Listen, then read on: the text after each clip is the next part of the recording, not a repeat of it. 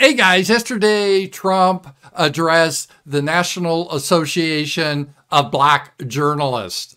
Why is there such a thing? I thought we're all equal. I thought people didn't see race. Could you imagine if there's a National Association of white journalists? Oh, hate, shut it down, Nazism. Oh, that'd be the controversy, that he would attend a conference that is racially specific. But when it comes to black, yeah, black, that is an ethnicity, that right, the black race exists, yeah, but whites, no, you don't even exist. It's funny, the double standard. Of course, the little feisty black lady journalist was in an attack mode and said, are you claiming that Kamala Harris was a DEI hire? And, all Trump had to say was, hey, I'm not saying it. The guy that hired her. Well, let's listen to this. The guy that hired her, let's listen to his words. Trying to erase black history. We're going to write black history because it's American history. It's American history. Together we make history, not erase it.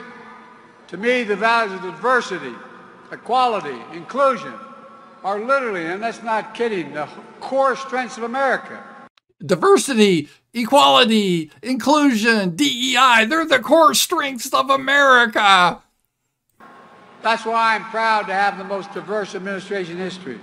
I have the most diverse administration in history. That means fewer whites and is overpopulated with one certain ethnicity. It's not blacks, to be fair, but whatever. So he's saying, yes, I think DEI, that's our fundamental value. And that's why I have the most diverse administration, right? So he's saying DEI is a good thing, and he's implemented it, meaning fewer straight white males than any other administration. It taps into the full talents of our country and starts at the top with the vice president. And who's the vice president? Kamala Harris. So what he's saying is DEI is the most important value to me, or he's reading that from the teleprompter. And you know who embodies that? Who embodies a whole DEI principle? Yes, the vice president, Kamala Harris. So this is Joe Biden. This isn't Alex Jones. This isn't Donald Trump. This isn't David Duke. This is Joe Biden saying Kamala Harris was a DEI hire, and that's a good thing. And it's amazing how that has been changed now. It reminds me, if you should go up to a liberal woman and say, hey, I'm really proud of you. I just want to let you know that I'm an ally of transgender women, and I think transgender women of you should be out there, and I support you. You know what her response is going to be if she's like a real woman? Is it, what? What are you talking about? How dare you say such a thing? I'm not trans. Why? How can you? Oh, that's the most insulting thing ever to be. She'll just melt down. I promise you. She will melt down. And then you can say, well, wait a minute. Why are you getting so upset? Aren't trans women are real women? Trans women are real women, right? That's a chant they do. And they're just as beautiful as normal women because they're the same. Because they know it's a lie, right? They know if a man puts on a dress, it's not a woman, but they have to pretend, because leftism now is mostly about, let's make believe, let's pretend. If we pretend, maybe things will be so, but deep in their heart, they know it's not true. And the same way with this DEI stuff. DEI, people know, didn't earn it. That's what it stands for. Didn't earn it. That you didn't get your position because you're the most qualified. You got the position because you're black or you're female or you engage in some sort of weird sex practice that we like to celebrate now. That's why you got it.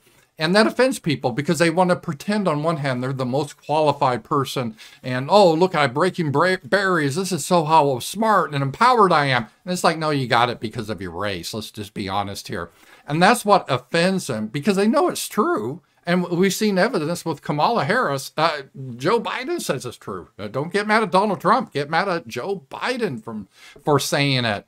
And the problem is, it shows the difference between equality and equity. You're going to hear Kamala Harris prattle about that. She goes on and on. Oh, I'm for equity, not equality, because equality is give everyone the same chance, right? So It was really popular like in the 1990s. This was like the ideal. Civic nationalists still love it. It's like, hey, if you have a business, you should be forced to hire the best person for the job. Don't look at color. Don't look at their sex. Don't look at their sexual perversion. Who's ever the best, hire them. If they're the best, hire them. That's equality.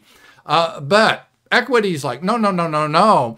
You have to make sure everyone in various racial and sexual perversion groups ends up the same. So if you don't have the right quotas, you got to hire people that may be less capable than other people, specifically white males. So white males never are part of the DEI equation. When they say equity, they never mean white males. It doesn't matter. So they're never going to go to the NBA, say, hey, there's not enough whites in the NBA. What are we doing for DEI to get more white males in the NBA basketball? No, no, they'll never say that. It's always just an anti-white bias if you look through it. So this is what they mean by diversity, equity, and inclusion. And the problem is that they run into is their religious belief, and it is a religious belief, is false. It's just 100% false. And that belief is all groups of people, and both sexes are exactly equal. They have the exact same abilities. Because Hollywood shows it, like a little girl, she can just beat up a straw man. And so the black rocket scientist is always the white guys that are dumb. It's these brilliant black rocket scientists. So they push this propaganda, thinking if they say it over and over and over and over, it will be true. But it isn't. Nature's not that way. Reality is reality. So the problem is if you just hire based on ability, you're not going to get equal outcomes. For example, if you do the 100-yard dash or 100-meter dash, you're going to get mostly Africans that win that or blacks that win that. If you have like a math competition, you're pretty much going to have like all like Chinese do that. And if you have civilizations, you have different people, different groups that have different behaviors, create different things. That's real diversity. It's not all the same.